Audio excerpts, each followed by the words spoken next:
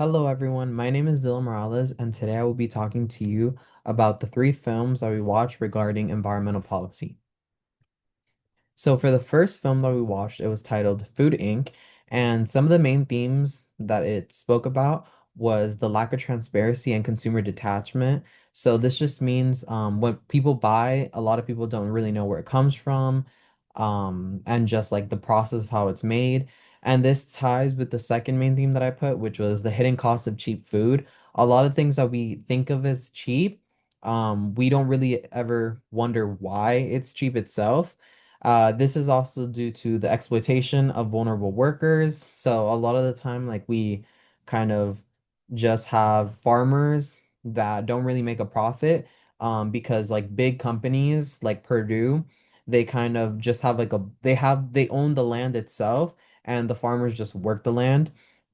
And this takes actually a big toll on the environment as well as um, just the unsustainable practices that industrial agriculture do. And the kind of main message I took away from this film was how corporate monopolies kind of have this hold over like our systems. So, like I said, it kind of prioritized profits over people and animals as well as the environment.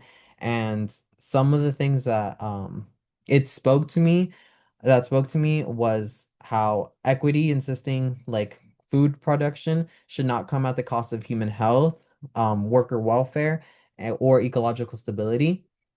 So these corporations have built a system designed to produce massive amounts of food on minimal land at extremely low cost, but that efficiency comes at a disturbing price.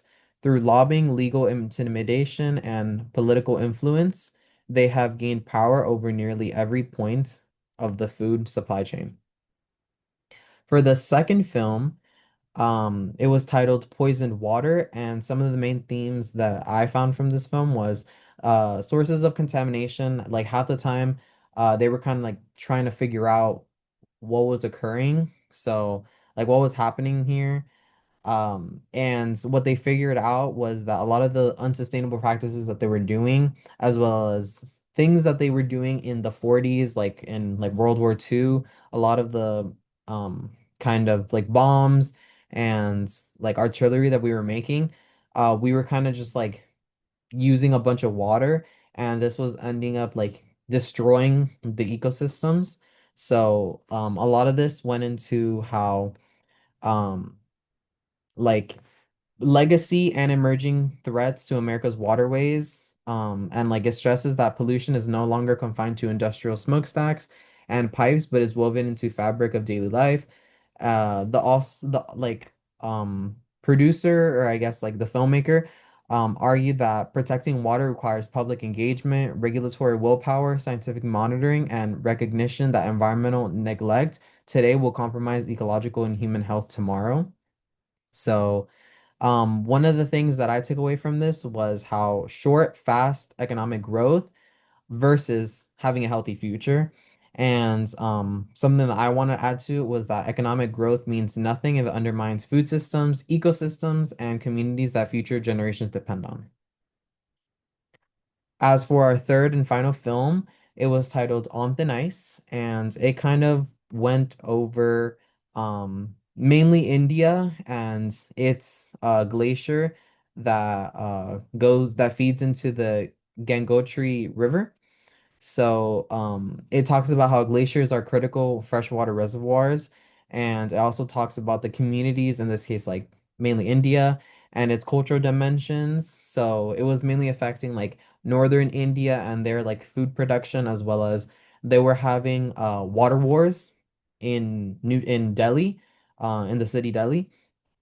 And it also talked about like global food security. So one of the big things that they were talking about in the film was how like in here, like in the West, like we might think like India and we might be like, oh, like who cares? Like that's happening over there. But they export a lot of goods. So if they start to have like like the food that they produce isn't just consumed by them, we also consume it because they send it over to other countries here in the West. So it's not like a them problem, it's the like the entire world. It's everyone's problem.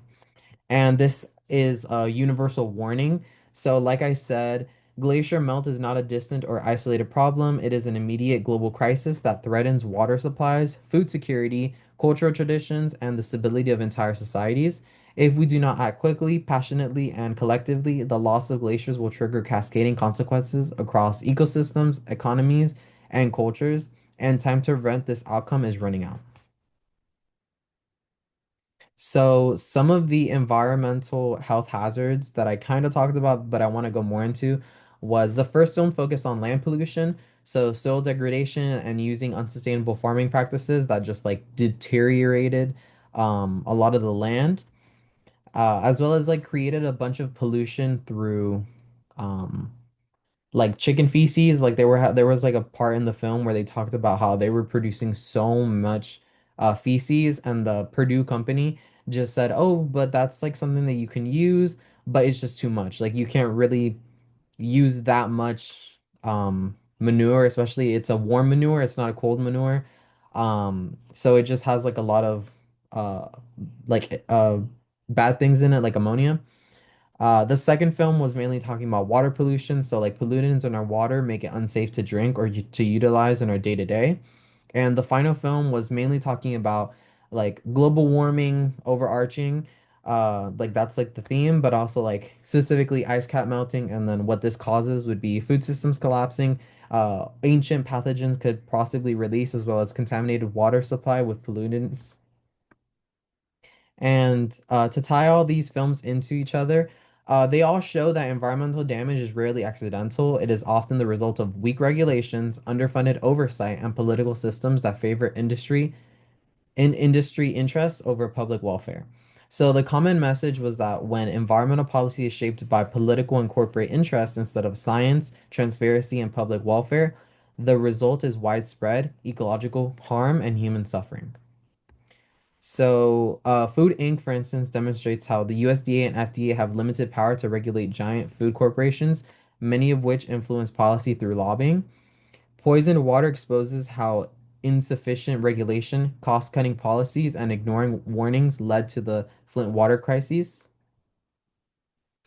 And On Thin Ice highlights how global climate policies have been too slow, allowing greenhouse gas emissions to continue destabilizing glacier systems. Each film illustrates that environmental issues are not abstract, they directly affect people's safety, food, water, and long-term survival. So, lastly, something that I would like to mention is like what the films were mainly trying to hark on is policy making, and how especially like this was shown in the second film Poisoned Water, how like when the EPA was like originally founded, they were doing so much to kind of bring environmental policy to like and like it was showing a lot of positive results and really fast results as well. But this was kind of like some big corporations were looking at this and were saying, huh, this is ruining our pockets. So I think 10 years later, they started to deregulate a lot of the EPA and the FDA, and this made them not even be able to enforce their own policies. So this is like a mathematical equation how science-based regulations plus enforceable standards equal effective management recovery. And the role of environmental policy, the reason why it exists to begin with, is to protect public health and ecosystems and ensure long-term sustainability and just our survival as a human race.